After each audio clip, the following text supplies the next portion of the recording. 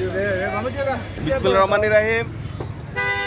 বাংলাদেশ জাতীয়তাবাদী দল বিএনপি কেন্দ্র ঘোষিত তারুণ্যের অধিকার প্রতিষ্ঠার সমাবেশকে সফল করার লক্ষ্যে চান্দিনা ৭, কুমিল্লা ৭ চান্দিনা নির্বাচনী আসনের ধানশীষের একমাত্র কাণ্ডারি এবং আগামী দিনে ধানশীষের যিনি প্রতিনিধিত্ব করবেন জনাব আতিকুল আলম শাওন সাহেবের নেতৃত্বে বাংলাদেশ জাতীয়তাবাদী স্বেচ্ছাসেবক দল, বাংলাদেশ জাতীয়তাবাদী যুব দল, বাংলাদেশ জাতীয়তাবাদী ছাত্র দল আতিকুল আলম শাওন সাহেবের সুনির্দিষ্ট দিক নির্দেশনায় আগামী রাষ্ট্রনায়ক জনাব তারেক রহমানের কেন্দ্র ঘোষিত প্রোগ্রাম সফল করার লক্ষ্যে আমরা পল্টনের সমাবেশে যোগ দিচ্ছি এবং সফল করে ইনশাল্লাহ প্রোগ্রামকে সাফল্যমণ্ডিত করব।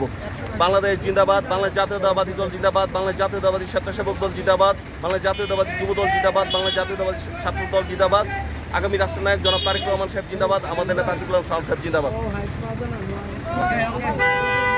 ধন্যবাদ সবাইকে।